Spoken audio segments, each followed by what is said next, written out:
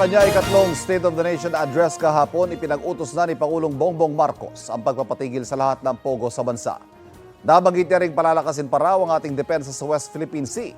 Ibinida rin ng Pangulo ang mga nakamit ng kanyang administrasyon tulad ng epektibo anyang bloodless war on drugs, pagpapaunlad sa ekonomiya at iba pa. Narito ang aking unang balita.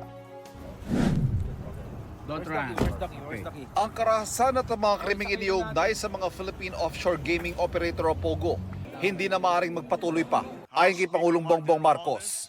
Effective today, all POGOs are banned. I hereby instruct PAGCOR to wind down and cease the operations of POGOs by the end of the year.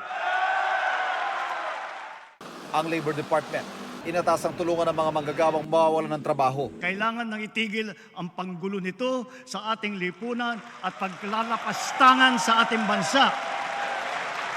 Disguising as legitimate entities, their operations have ventured into illicit areas furthest from gaming, such as financial scamming, money laundering, prostitution, human trafficking, kidnapping, brutal torture, even murder.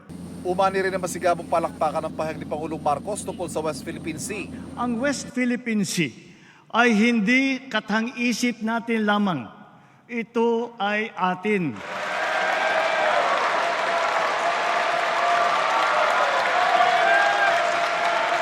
At ito ay mananatiling atin hanggat nag-aalab ang diwa ng ating minamahal na bansang Pilipinas. Igigit daw natin ang ating karapatan sa patas at mabayapang paraan at sa pamagitan ng wasong diplomatic channels. Palalakasin ang ating depensa at maghahanap ng mga paraan para i-de-escalate o pahupain ang tensyon. I know that our neighbors too are doing their best to make this work.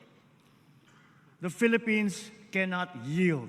The Philippines cannot waver. Emosyonal ang kanyang pasasalamat sa mga tagapagbantay ng West Philippine Sea, gayon din sa mga mangingisdang nakikipagsapalaran sa dagat. Sa buong sandatang lakas, sa Coast Guard, sa ating mga mangingisda sa West Philippine Sea. Tagapin po ninyo ang taus-pusong pasasalamat ng buong bansa dahil sa inyong ginagawang pagmamatyag at sakripisyo. Pagdating sa kampanya kontra droga, gitang Pangulo, epektibo ang anyay bloodless war on drugs. Ibinida ng Pangulo mahigit 44 billion pesos sa halaga ng droga na nasabat sa mga operasyon at ang 79% conviction rate.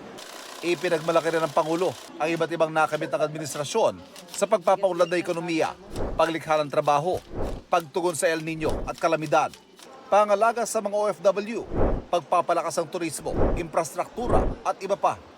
Mahigit 200,000 trabaho raw ang malilikha ng iba't ibang investment pledges na nakuha ng administrasyon. Ibinida rin ng Pangulo ang mga dagdag sa minimum wage na naipasa sa iba't ibang bahagi ng bansa. Gayon din ang maaasahan daw na aumento sa sahod at dagdag allowance sa mga government worker. Para naman sa ating mga kawani ng gobyerno, mayroon silang maaasahang medical allowance bilang karagdagang benepisyo sa susunod na taon. Meron ding napipintong aumento sa sweldo na makukuha nila sa 4 na tranche. Naglaan na po tayo ng pondo para dito simula sa taong ito at sa mga susunod na taon. Sa sektor ng edukasyon, naglaan din ang pondo para sa expanded career progression system sa mga public school teacher. With this system in place, we will accelerate the career growth of teachers. Sa sistemang ito, wala nang public school teacher ang magre-retire na teacher 1 lamang. Patuloy na tutugunan ang problema sa textbooks na dapat daw ay up-to-date at error-free. Gayon din ang mababang proficiency level ng maraming estudyante sa information literacy, problem solving at critical thinking. Ito ngayon ang magiging hamon sa ating bagong kalihim. Natiyakin ang pagbangon at pagtaas ng kalidad ng edukasyon sa bansa sa lalong madaling panahon. Importante rin daw para sa mga estudyante ang access sa kuryente at maayos sa internet. Kaya pinatitibay daw ang infrastruktura para sa internet connectivity.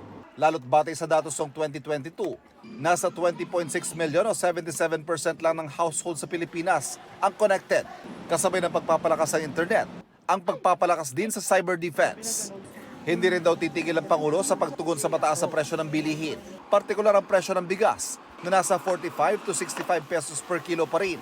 Anya, anumang ganda ng estatistika, wala itong kabuluhan kung hindi ramdam ng mga tao. Hindi natin winawalang bahala ang inyong mga hinaing at hirap na dinaranas.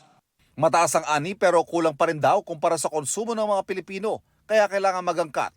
Gayunman, palalakasin pa rin ang lokal na produksyon. Iminungkahi rin ng administrasyon sa ilalim ng 2025 budget ang dagdag benepisyo para sa mga buntis at ina sa ilalim ng Pantawid Pamilyang Pilipino Programa 4Ps. Layon din anya na lahat ng lalawigan magkakaroon ng sapat na centers at pasilidad para magbigay ng serbisyong medikal sa mga nangangailangan. Kada lalawigan target mabigyan ng mobile primary care clinic. Natin ang kamalan. Kapuso, para laging una ka sa mga balita, bisitahin at mag-subscribe sa GMA Integrated News sa YouTube. Sa mga kapuso abroad, samahan nyo kami sa GMA Pinoy TV at sa www.gmanews.tv.